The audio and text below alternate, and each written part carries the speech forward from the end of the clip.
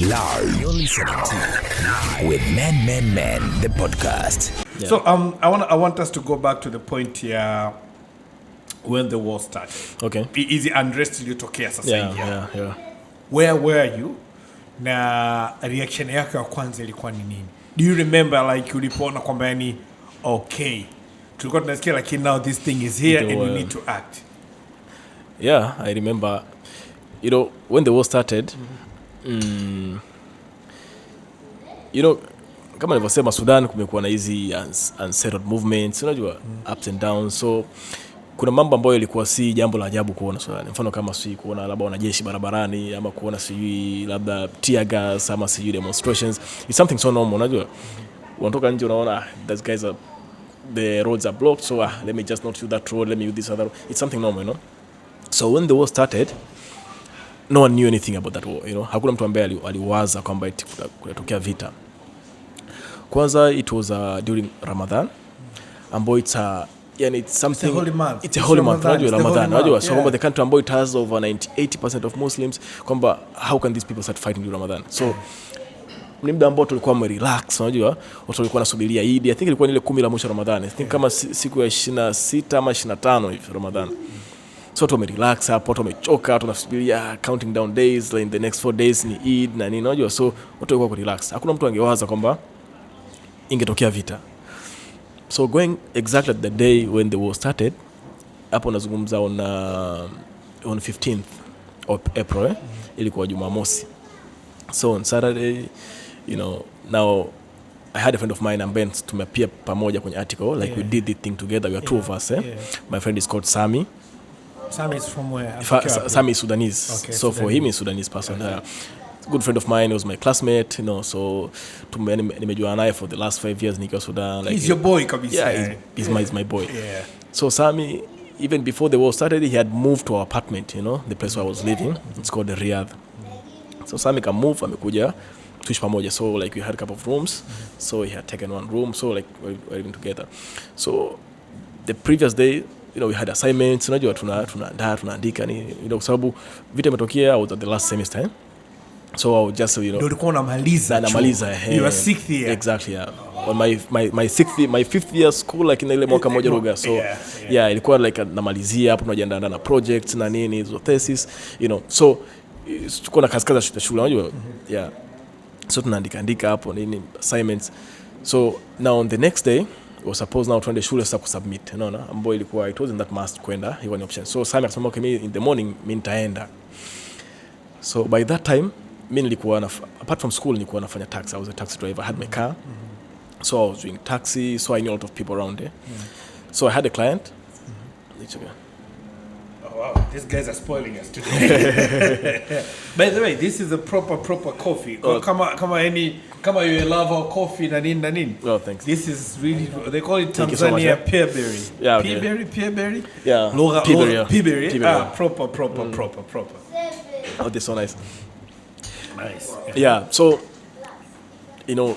so me on the next day I had a client. I was supposed to meet her, this lady. I was supposed to meet her and I don't know, drive her somewhere. I can't even remember. Yeah. So promise ilikuwa on Saturday at 10 a.m. I meet her. You go pick her from my place. You go somewhere. So nikaambia Sami bana fresh way. You go to school, submit these things. Sami akasema sawa, it's okay, no problem. Sami also drives, he has his car. So akamka asubuhi na nini, nikampa flash and print up, submit. So akaenda shule. So for me I was just counting down time, naona ikifika saa 3:30 hapa nitoke, nikamchukua yule mwanamke twende. Hapo asubuhi naongea naye, vipi, uko sawa, location na nini, uko sawa, ina shida. So before nitoke ama before saa 4 ifike, mama akaniambia bana Hassan, sorry kama uja move, hold on kwanza, kwa sababu tumetumiwa message na watu wa security, kwa sababu she was working for the United Nations, from the UN. Kama tumetumiwa message from the UN security kwamba there's something going on, so kama hauja move kwenda sehemu yote, you better wait fast. So the situation is not so clear, like no one knew what was happening. Nikasema sawa. So I thought maybe ni just normal demonstrations, labda kuna, I don't know, this streets they're blocked, kuna tear gas na nini, it's something normal, So I was like, okay, no problem. I didn't even think kwamba kutakuwa kuja kuwa na vita. I didn't even expect. At the same time, Simon also called me from school, like, man, you know what's happening here? Nikaambia, no, I don't know what's happening. Like you know, tumeambiwa to talk, like everyone has to go back to his home, like those who are staying to the house, they have to stay here, those who are staying outside, they have to go out now because there's a war. Nikaambia, what? War? Akasema, okay, so akasema, like, I've seen so much out here. Now I'm on the way coming home, like I've taken some few pictures, you know, you can see like kuna trucks, I don't know, kuna army cars, soldiers are everywhere fighting. Kwani usikii uko liko? Nikaambia nasikia shootings, lakini I don't know what's happening. They get like it's a war out here. Nikaambia, okay, you come back home. So Sammy drove so fast akafika nyumbani. So kufika nyumbani ananiambia, bana, anaonyesha picha kwenye simu, angalia, nimeona. So it's at that point we knew kwamba vita imeanza. But vita kwanza, it's one thing, but the intensity, like how big will it be? Yeah. No one could ever think kwamba vita itakuwa like for these 2 months or 3 months. Thought maybe okay, labda maybe itakuwa maybe for 2 or 3 days, then from there kwanza who is fighting who, you know, all kind of things. Yeah, so that's how I got to know that the war started. Yes. So the war started. Yeah. Okay, in a foreign country. Yeah. Ideally, my assumption now, this is coming from either watching too many movies, or just being dumb and naive enough. Yeah. But my thinking would be, cha kwanza unatafuta shelter. Exactly. Kwamba ni wapi nitakuwa safe. Yeah. Na mara nyingi sana it's everyone for himself. Well, unless kama una familia au una ndugu unaweza kufanya, lakini kama uko in a foreign country na uko mwenyewe, cha kwanza what comes to your mind ni kwamba yani mimi nakuwa salama wapi? Salama, yeah. What was the thing then, were you of the same mindset au kwako ilikuwa ni kwamba what can I do to help? I don't know what was on your mind. No, it's the same thing, sababu, you know, the first part was it is real, kwamba ile uamini kwamba inatokea, unajua.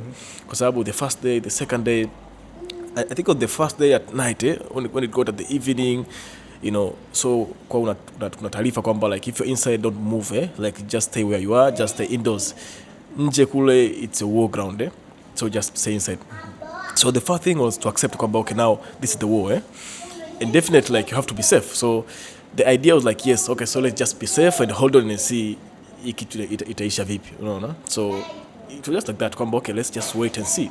Let's make sure we are safe at this time, and let's see like what's happening out there, because uwezo ukatoka nje ukaangalia. So the only way through the social media, Twitter, tuna #Sudan, so tunaangalia, because muda huo hata hakuna journalist, hakuna mtu wote nje, no one knows anything what's happening. So any kind of information being shared is maybe someone from your window, watu wana shoot, then watu wana capture, then watu wana share, wana post. So tukaona, then from there like, wow, no, this is real, no, not people die, unajua, like those stray bullets imeingia tu nyumbani kwako, hujui, umekaa umekufa, watu wamepost, my aunt has been killed, my kid has been killed, you know. So tukaona kwamba now in vita. So did you lose anybody close to you? If anybody close? No, I didn't. Thank God. I didn't. But I had some some people I knew, some soldiers, my friends, after the ones I got to know when the war started, during the war, you know, there's some guys who died. Yeah. So tell me about the first person you saved. Yeah. So then after, now the first day, on 15th to Kondani, 16th to Kondani, 17th. Now on the 4th day, it's when you're not doing anything. So you are just eating and sleeping. So it was Ramadan actually. So we are fasting. Ikifika jioni tunaandaa, tunapika, me with other friends of mine. So we just cook, then we eat, and that's it. So galia movie sometimes hakuna umeme katika, ama hakuna network, so you know, those ups and downs. Now on the 4th day nimekaa tu, sina hilo alile, nimetulia nyumbani, mara simu ikaita. Now the phone rang, kuangalia it was a strange number, a strange number straight from Kenya. It was a Safaricom number. So nikasema, Safaricom number, who is this, After some time then I picked the call, nikapokea, akaongea, hi vipi. Now that was a call from my old friend. Now this guy, I won't mention his name. So the guy, he was in Sudan 2 years ago, and I met him. Like I used to drive him around as a cab driver, so I used to pick him from the airport, you know. So the guy called me. The guy was like, Tibwa, what's up? How are you? Like, I'm good. So I'm flying. Like, okay, so vipi bwana poa. The guy was like, so sorry, it's been so long. Tujaongea, this is my number. but I hope you're safe. Sorry for what's going on in Sudan. I'm like, yeah, I'm safe, everything is good. The guy like, no problem.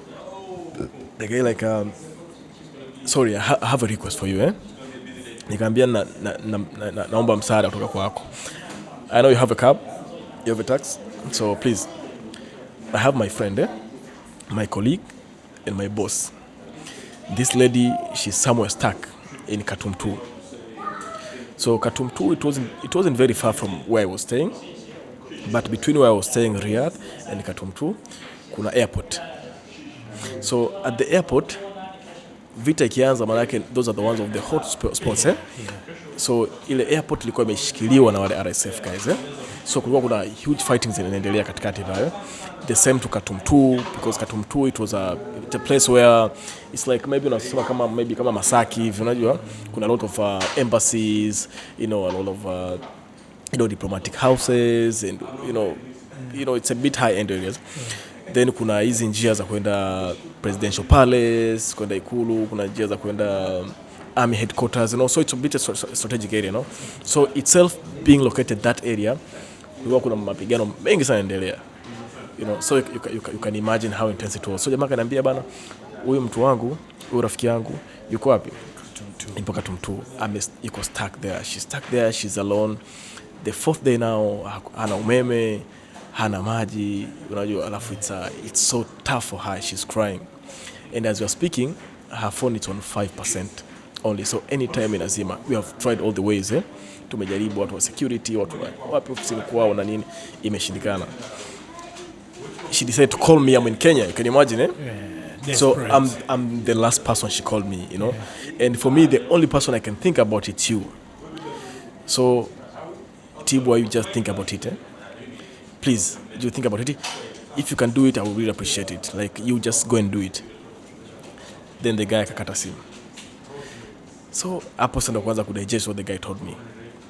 Akasema, now, so I was thinking now, like, it's been 4 days, eh? I'm indoors. Sijatoka nje. I don't even know what's like out there. Eh? Then this guy wants me to go to Khartoum 2 to pick up this lady who I don't even know. Yeah. So nikasema, so I had to talk to my friend Sami. Yeah. Nikaambia Sami, you come. Listen, there's 1, 2, 3, 4. This guy called me, so nikamwelezea everything. Nikaambia, do you think I can do it? So honestly, alone I could have done it. Nikaambia Sami vipi? Kwa sababu at least yeye Sudanese. Okay, I understand the place, I know the language, I know everything, but still. Lakini ni mwenyeji hapana, unajua? So at least like hata kama tunakufa basi at least tu wawili, unajua ile? Yeah, so it was like that. So nikaongea na Sami na nini? Sami akaniambia hapana bana, you can't do it. That's so hard. How could we do it? So tukafikiria, some minutes, Nikamwambia, but as you're talking, that lady's phone is on 5%, so we have to decide whether we're going or not. Huyu jamani mwambieje? Sami akaniambia, it's okay, let's go. We can do it. Kweli, like we can do it. Let's just go. So we imagine like that lady, the situation where she was. Hana chakula, umeme umekatika, hivyo na like how she was, eh? So like and the guy, so like we are the only people who could just do something for her. Let's just do it. Chukua simu yangu nikampigia jamaa, nikamwambia sikia, we are going. Send me the number of that lady. Jamaa akanipa namba ile mwanamke, nikampigia. Hi, this is Hassan, the friend of this and this and this. So yeah, I'm coming to pick you. She was crying. Like, please come. As you're speaking, I had bullets being fired in my window. I can't see anything out there. It's just smoke, bombs, and whatever. You please come. So akanielezea sema nokaa, nilikuwa naijua, I know that place. Kata simu, we had to pray. Kasali pale na Sami, like our last prayers literally, eh? So tubu zambi zote na nini, hapa tukufa tunakufa. Uka make peace na Muumba wako. So we did it, eh? Tukatoka nje for the first time after 4 days. I stepped outside. So now my car, I didn't have fuel. I didn't have enough fuel because I was supposed to fuel the next morning as I'm going out. So I didn't have fuel. So we had to use Sami's car. So nikamwambia Sami tumege gari, akasema sawa, ina shida twenzetu. Just a small Corolla 2015 model. Tukaingia ndani, Sami anaendesha. 1-2 sana kutoka barabarani. The roads were so quiet. The only thing you could just see gunshots and bombs and whatever. That's the only thing you could hear. So tumeenda like in the distance tukaona like the first checkpoint wanajeshi wamekaa, sababu wale RSF guys ndio kuna there are two armies involved, the RSF and SAF guys. Now the SAF, they are the government army. Then the RSF, it was formed from the Janjaweeds and those rebels, but now they became so big. Now they are part of the government, so they are well-recognized army. So the RSF ndio walikuwa wameshika hiyo Khartoum. So the moment wamechukua, manake they are in everywhere. Every street unapata hapo nje kuna kama wanajeshi kama 15 wamekaa hapo kwenye gari. Na RPGs, I don't know what, you know, like heavily armed. So tukaona the first checkpoint, wakatufika wanashangaa like what are you guys doing here sasa hivi, kwa sababu there is no any civilian ambaye yuko nje. We are literally the only one. So tukafika tukaanza kuelezea bana, for us we are this and this and that. From there, even before we approach from far, stop, simama, what are you guys doing, who are you, mikono juu, menyoosha mikono juu, umekuja pale ile kwa sababu like they have like even for themselves they're surprised like why you guys outside, who are you, like where did you get that courage and confidence? So wanakuja pale wanatukagua, wanatusearch na nini, mwisho siku wameona kwamba we okay, I don't have anything, wanaangalia IDs na nini, ndio wanatuambia okay, nenda wewe going to elezea. So we had to say like okay, we are going to help our sister who she's sick, she's someone Katumtu, naelezea the situation. Then wakaturuhusu. We went through, I can't even remember, I think over 30 checkpoints, because we had to use the long way, because we couldn't cross through the airport. So we had to use the long way around route to get to Katumtu, you know. So it's from here and here, but we had to go around to get there. Normally it takes us about maybe like 15 minutes to drive from Riyadh to Katumtu, but on that day it took us maybe near like two hours before we got there. A lot of stops, you know, as we were going, we had bullets fired, you know, towards our car. Like it couldn't hit the car, but just mbele ya gari kama imefika from nowhere. Nafika same like it's so quiet and calm, like then from nowhere tukasikia bunduki imepigwa, unaona. So just had to turn, kenda same tukasubiria, tukasema man, are we really doing it, eh? Then after kumetulia, we used another way, another roads. Then till we got to Katumtu. When we got to Katumtu, you know, we like sasa Katumtu labda kama Masake, sasa tumeingia Masake. The moment we got there, we saw hundreds of soldiers, unajua? Hundreds of soldiers moving on trucks and cars, like what are you guys doing here? Na tukaelezea, but wakaturuhusu. Nafika, this is the building. Nafika wanasema we did it. But unafika ile building, unaangalia what was happening outside, eh? Unaona kwamba hapa maybe like 30 minutes ago kulikuwa kuna kitu kinafanyika hapa. Unaona like some buildings short, naona hizo alama za risasi na nini, bullet holes kwenye gari, vioo vimevunjika na nini, glass shattered. Kafika pale, kapigia simu, we are here, come second floor. Tukapanda juu second floor, nafungua mlango, ile mwanamke haamini kwamba we made it. So she was so happy to see us, she was crying, terrified, she was worried.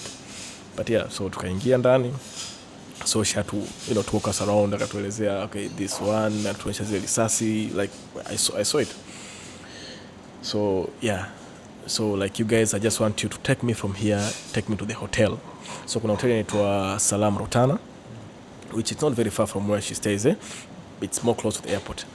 But there it was a bit safe because sababu no, you know, kuna many internationals wako hapo, so like they were more safer there. Unajua, so, you know, it's hotel na nini, food, you know, power and generators.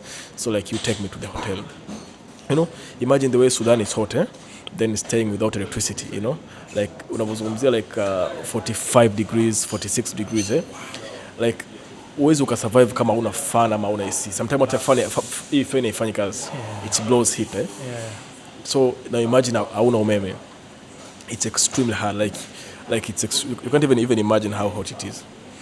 So, you know, kaa pale for some time now, hata sisi pia ku relax now, you know, to regain that courage now. Sasa hivi tuna step outside again, back to the war zone, driving to the hotel. So tukafika pale, tukatulia, then we had to pray again there. Swali hapo na nini hivyo. Then tukaambia like okay, your bags just leave behind, just take one backpack. Then she had to dress like kama mjamzito, unajua, so akaweka vitu, akavaa baya, gauni na nini, kama tukamfunika kama ku create kama scene fulani, some kind of scene. Yeah, so from there we step outside. So the hardest part now was ile sasa tunatoka ile kwenye apartment yake, sasa tunakanyaga nje sasa hapa. I told Sammy as we are going outside now, there's no going back, so let's just face it. Close our eyes, tukashuka stairs, gia kwenye gari. Mama yuko nyuma, sio yeye tuko mbele. Sam is driving. So we drove, went through the same hell we went before, everything even more tough. Katusimamisha, tukagua, katusachi, milipuko na risasi, I don't know what. But finally we made it to the hotel. The moment she got to the hotel, she was crying. And yeye mwenyewe kuamini kwamba we went through that. Fika pale hotelini tukapata kuna some other guys ambao wako hapo, you know, some of his colleagues, I mean her colleagues ambao you know, hotelini kwa watu vita imeanza Jumamosi, so kwa watu walikuwa wameenda maybe swimming, I don't know, wameenda just for breakfast or something, so they had to stay there. Yeah.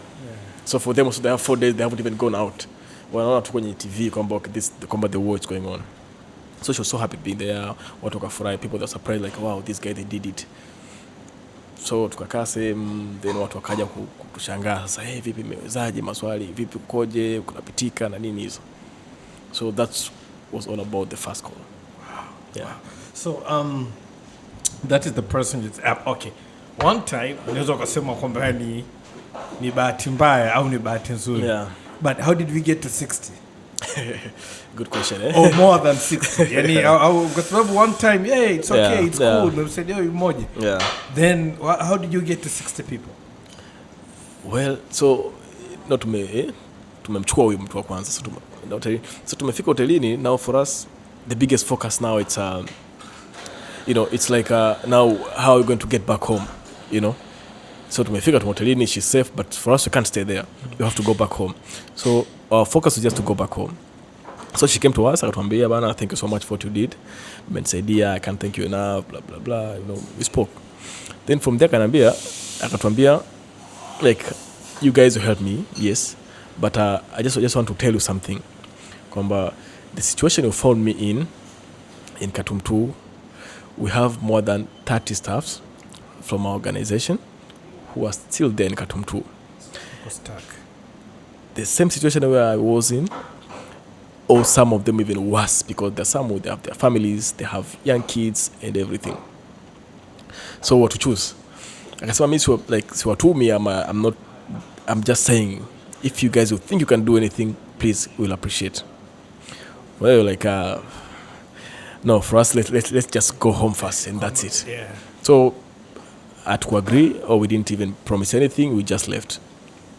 Hata tukiwa hapo kuna some guys who they came to us like, I have my friend is there, please could you go, and you know, some people they're approaching us. Yeah. But we said no, first just want to go home. So we drove back home, the same hell, risasi, checkpoints na nini, but we made it home safely. I'm just trying to make it summary. Yeah. So much happened. So tukafika nyumbani, now ile kama wow, sasa tumefika, like we made it. Just, you know, after you have done something so scary, it's when like once you succeeded, it's like now you feel the adrenaline, nasikia hewa, nasikia like, you know, feel so nice, like sasa tunawaambia sasa washikaji wetu ambao wako ndani sasa, bana tumefika tu, tumeona hiki, maybe some pictures we took, we have seen this, we have seen that. So tumefika nyumbani kama in some few minutes, no, sims kaanza kuingia sasa, people are calling us strangers, sababu huyu mama watu wakimuuliza like, who helped you? Sasa mimi siwezi nikawatuma, lakini this is the contact, you just call them, if they can do anything then it's okay, but for me I can't talk to them. So watu wanapiga simu, people are calling, some are crying, you know, like, please come and help me, I'm here, I'm there, I have kids. So people are calling to the point that we had not to think like, yeah, we are the only one, these guys are depending on us, you know, like we have to do something, Sami. What do you think? So you kwanza kujiuliza, kujifikiria.